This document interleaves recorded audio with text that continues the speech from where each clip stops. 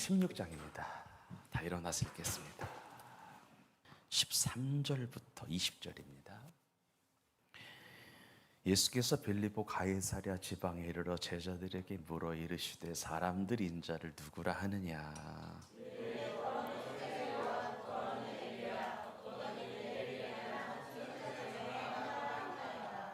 이르시되 너희는 나를 누구라 하느냐.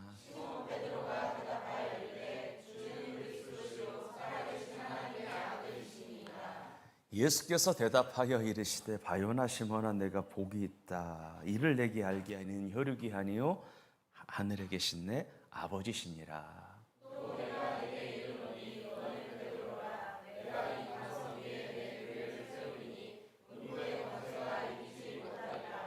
내가 천국 열쇠를 내게 주리니 내가 땅에서 무엇이든지 매면 하늘에서도 매일 것이요 내가 땅에서 무엇이든지 풀면 하늘에서도 풀리리라 하시고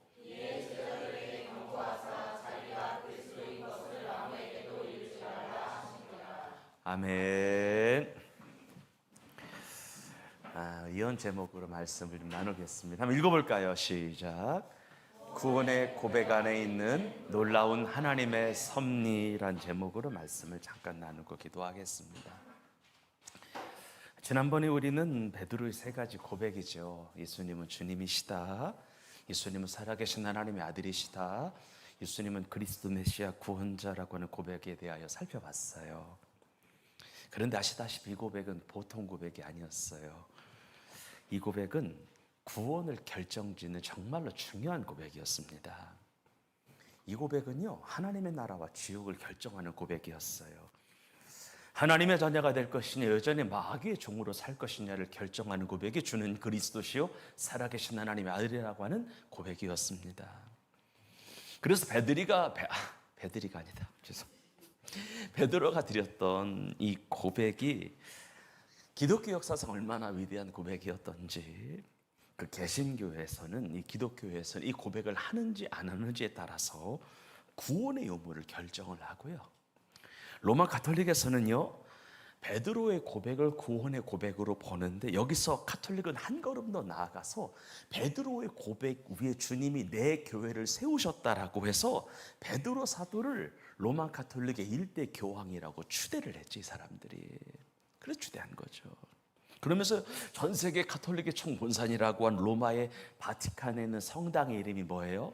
성 베드로 대성당이죠. 그러니까 베드로의 고백에 엄청난 의미를 부여했다는 거예요. 그러니까 개신교뿐만이 아니라 가톨릭에서도 이 고백은 보통 고백이 아니었다라고 이구동성으로 다 아는 이야기인 거죠. 여러분, 베드로가 예수님께 드렸던 이 고백은 겉보기에는 단순하게 보이는 고백입니다만 방금 드린 말씀처럼 이 고백은 구원을 결정짓는 고백이에요. 구원받은 사람인가 아닌가를 분별하는 기준이에요. 그래서 누군가가 베드로의 고백을 하나님 앞에 드렸다면 그 사람은 구원받은 백성이 되는 거고, 이 고백을 하지 않았다면 구원받은 사람이 아닌 거예요. 무슨 말이냐면 구원의 고백에 있어 그 이상의 고백이 있다 없다? 없다는 거예요. 여기서 더하면 이단이 되는 거예요. 예수님을 주님으로, 예수님을 살아계신 하나님의 아들로, 예수님을 그리스도 메시아 구원자로 고백하면은 하나님 앞에서 충만한 구원에 이르게 되는 거예요.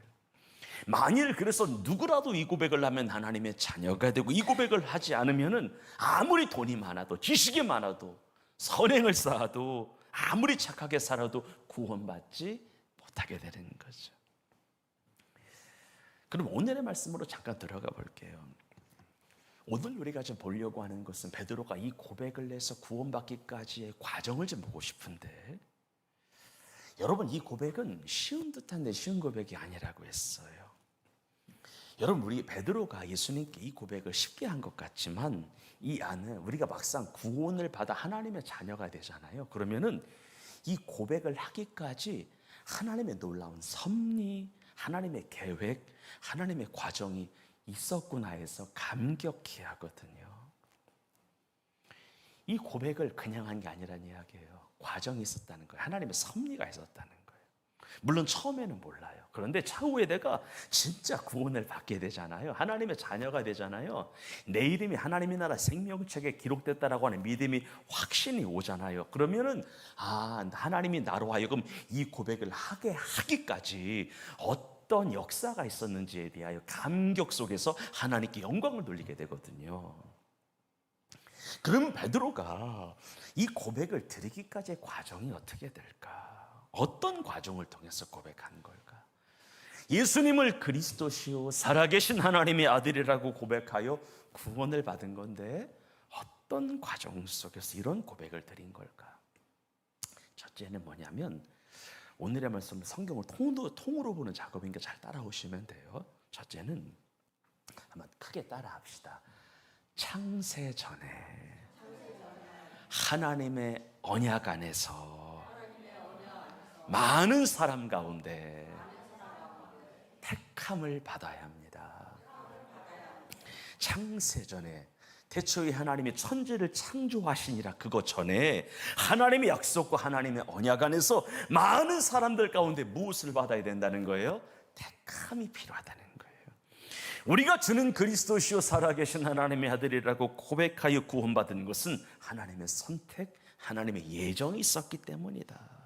즉 나를 구원하시고자 하는 하나님의 섭리, 나를 택하여 당신의 아들, 딸로 삼고자 하는 하나님의 계획이 있었기 때문에 구원이 가능했지, 이런 하나님의 섭리와 계획이 없었다면 불가능했다라고 하는 거예요.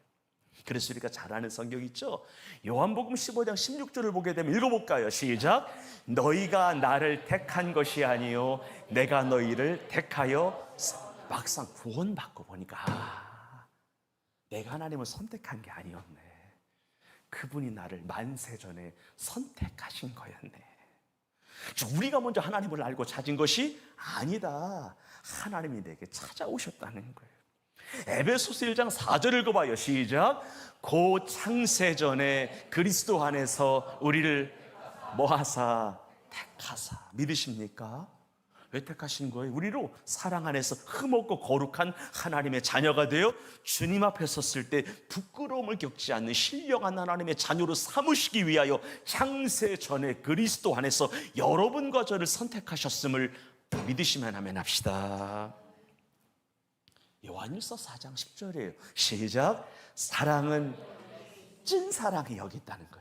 진짜 사랑해. 내가 너희들에게 사도 요한이야. 야, 내가 수많은 사랑들 있잖아. 그런데 진짜 사랑은 이거야 라고 하시는 건데, 다시 사랑은 시작. 사랑은 여기 있으니 우리가 하나님을 사랑한 것이 아니요 하나님이 우리를 사랑하사. 아멘. 우리는 우리에게 먼저 찾아오시는 그 하나님의 사랑 때문에 우리가 사는 것이다. 내가 무언가를 해서 하나님의 자녀가 된 게 아니다. 너희가 나를 택한 것이 아니요 내가 너희를 택하여 세웠다. 창세전에 그리스도 예수 안에서 너희를 선택하였다. 사랑은 여기 있으니 우리가 하나님을 선택한 것이 아니요 우리가 하나님을 사랑한 것이 아니요 하나님이 내게 사랑의 손길을 먼저 내밀어 주신 거다. 여러분, 우리가요 하나님 앞에 나오기까지 많은 분들의 권유가 있었어요. 권면도 있었어요. 전도도 있었어요. 그리고 막 바짓가랑이를 붙들고 막 성전에 가자라고 하는 이런 강청 같은 것도 있었어요. 그런데 이런 게 있어요. 내가 이 자리에 와서 구원을 받아 적어도 예배하는 자로 서게 된 것은 하나님이 나를 수많은 사람들 가운데 선택하시고 택정해 주시고 불러주셨음을 믿으시기를 바랍니다. 하나님의 선택과 택정이 없으면 절대 성전에 나올 일은 없다. 불가능하다. 이게 첫 번째예요. 막상 내가 하나님의 자녀가 되고 보니까 하나님이 나를 선택하신 거였네 라고 하는 고백이 튀어나오게 되는 거예요. 두 번째는 지금으로부터 2026년 전에 한번 따라 합시다. 예수님께서 인류를 위하여 십자가에서 흘리신 보혈이 흘러야 합니다. 믿으십니까? 그렇습니다. 우리의 죄와 허물을 사함받기 위한 예수 그리스도의 보혈의 피가 우리의 심령 가운데 강같이 흘러야 된다는 거죠. 에베소서 1장 7절 읽겠습니다. 시작. 우리는 그리스도 안에서 그의 은혜의 풍성함을 따라 그의 피로 말미암아 속량 곧 죄사함을 받았으니라. 아멘. 그러니까 예수님이 십자가에서 죄사함과 거듭남의 보혈을 흘려주셨기 때문에 가능하다. 골로새서 1장입니다. 시작. 그가 우리를 흑암의 권세에서 건져내사 그의 사랑의 아들의 나라로 뭐 하셨으니? 옮기셨으니. 믿으십니까? 흑암의 사망의 권세에서 사랑의 아들의 나라로, 내가 소망하는 아버지 나라로 옮기셨는데, 그 아들 안에서 우리가 속량 곧 죄사함을 얻었느니라. 여러분, 우리가 지옥의 권세에서 해방이 되어 하나님의 나라로 옮겨지니요, 우리 이름 세 글자가 하나님의 나라 생명책에 기록된 이유는 하나님의 하나밖에 없는 독생자 예수 그리스도의 십자가의 대속의 은혜가 흘렀기 때문인 줄 믿으시면 아멘 합시다. 로마서 3장 24절 시작.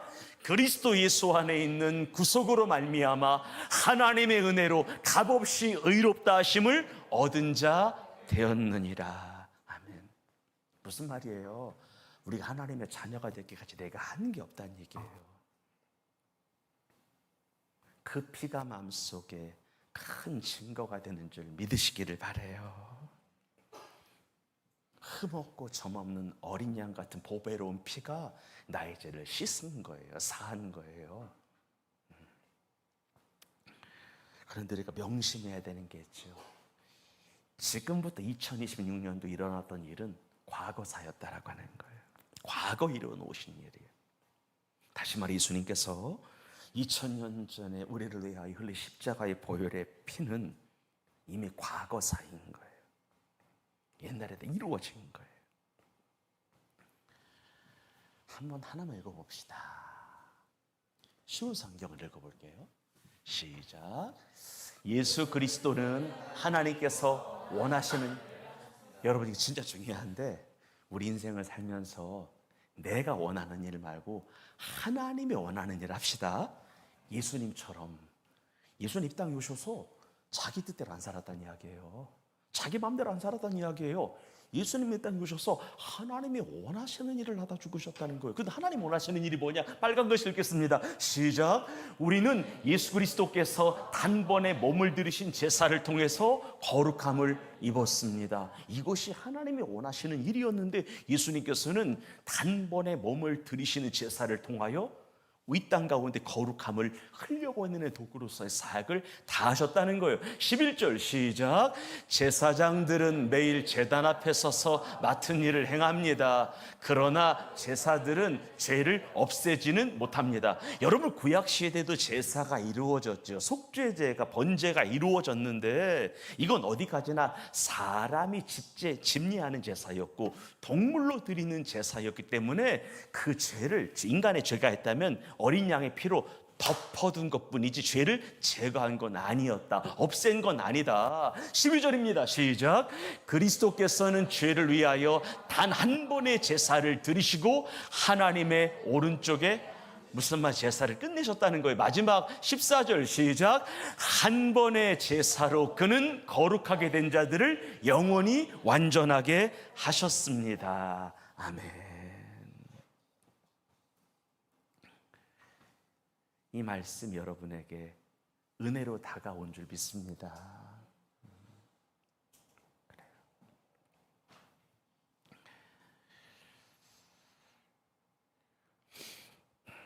세 번째예요. 첫째는 뭐가 있었죠? 하나님의 선택이 있었어요. 두 번째는 2026년 전에 그리스도의 피가 있었어요. 그 피가 있었어요. 세 번째는 정말로 중요한데 크게 따라합시다.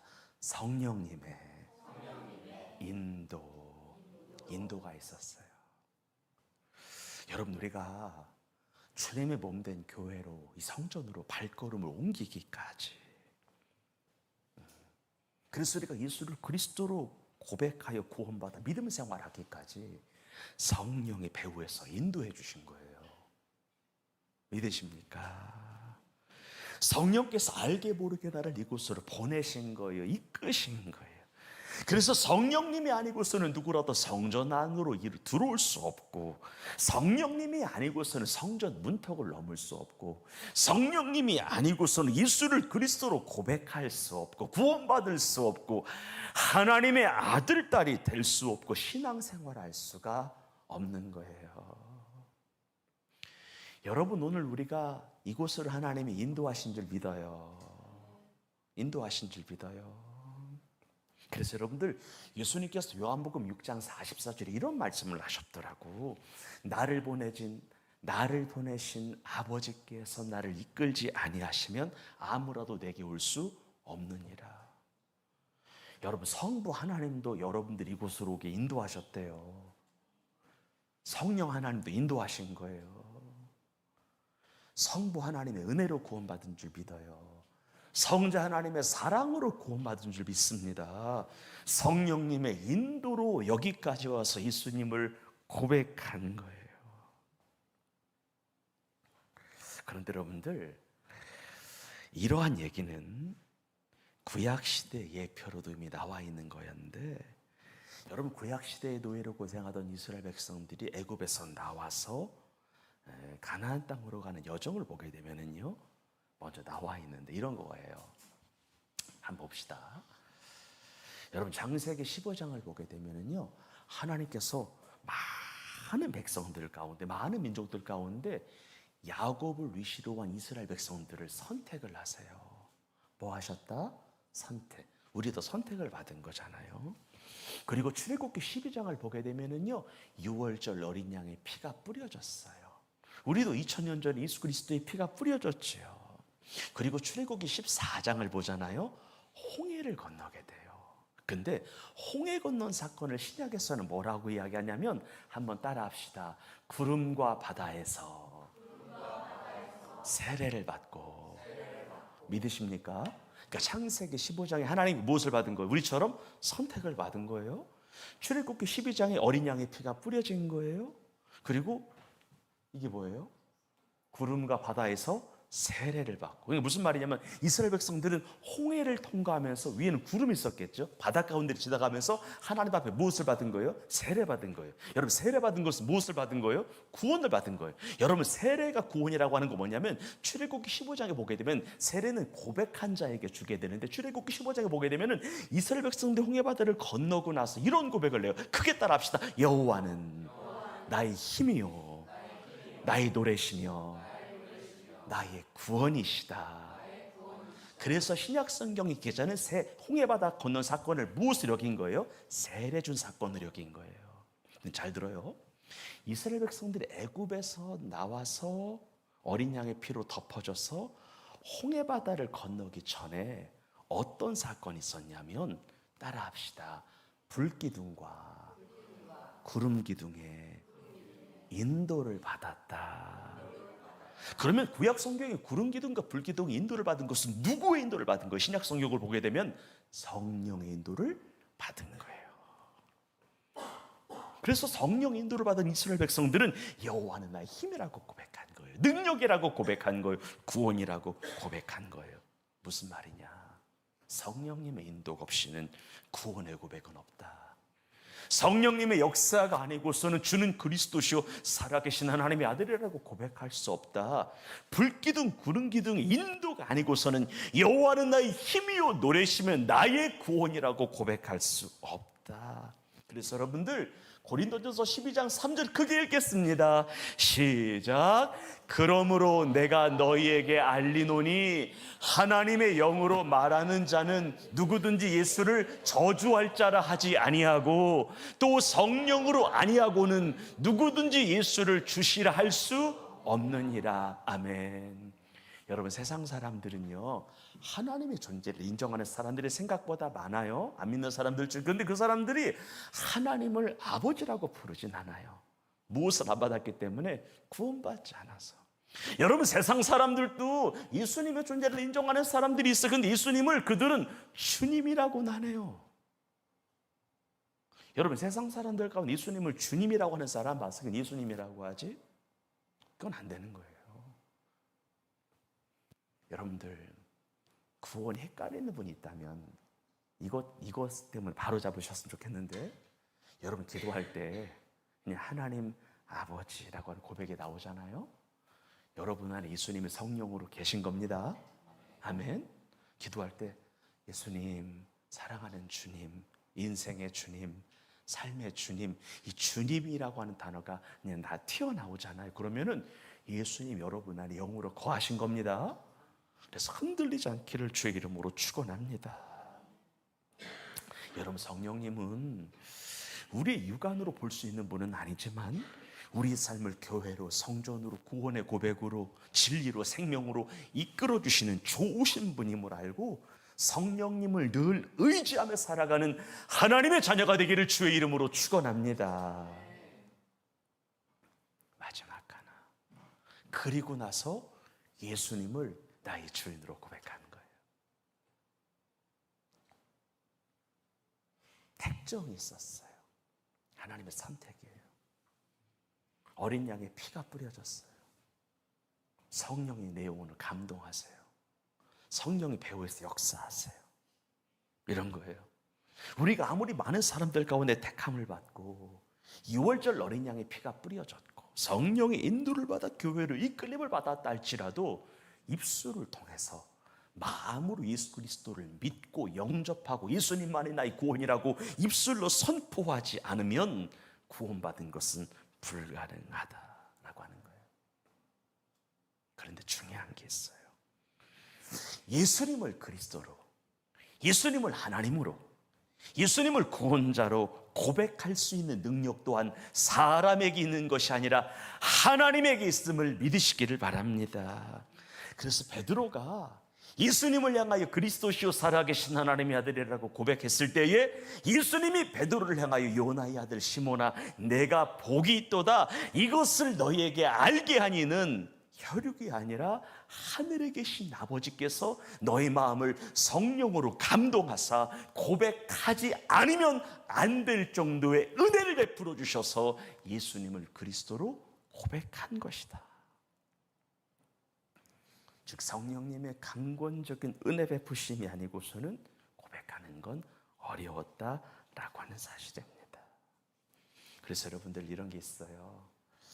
예수님을 나의 구주로 고백하는 것은 누구나 하고 싶다고 해서 할 수 있는 건 아니야. 그리고 하기 싫다고 해서 안 할 수 있는 것도 아니다. 하나님의 은혜가 오면은 하게 된다, 하게 되어진다. 그래서 베드로가요, 어느 날 예수님을 딱 보는데 저분은 그리스도가 맞는 거야. 저분은 나를 죄와 사망의 권세에서 끄집어내서 흑암의 권세에서 사랑하는 아들의 나라로 옮기실 분이라고 하는 성령의 감동이 물밀듯이 밀려오니까 고백한 거야. 하지 않을 수가 없었던 거예요. 그래서 여러분 이런 게 있어요. 우리가 구원받은 것은 그렇기 때문에 내 공로가 아닌 거야. 내 자랑이 아닌 거야. 주님의 섭리인 거야. 역사인 거야. 그래서 믿는 자가 평생 잃어버리지 말아야 하는 것이 있어요. 크게 따라합니다. 오직 감사. 오직 감사예요. 여러분, 은혜를 머금은 자는 감사가 있어요. 아멘. 우리 교회 성도님들은 은혜를 머금기를 바라요. 감사가 있기를 바라요. 모든 순간에 감사하세요.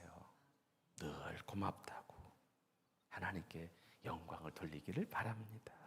결론입니다. 하나님이 내게 베푸신 놀라운 은혜와 사랑, 그리고 내게 행하신 놀라운 구원의 역사는 인간의 말로 표현할 수 없는 하나님의 사랑, 하나님의 은혜 그 자체임을 기억하고 나의 일생 다가도록 천국 가는 그날까지 주님이 행하신 일에 대하여 늘 감사하며 매 순간 감격하며 그 사랑을 전하는 자로 살다가 거룩하고 흠없는 자로 하나님 앞에 서는 은혜를 누리시기를 주의 이름으로 축원합니다. 기도합시다.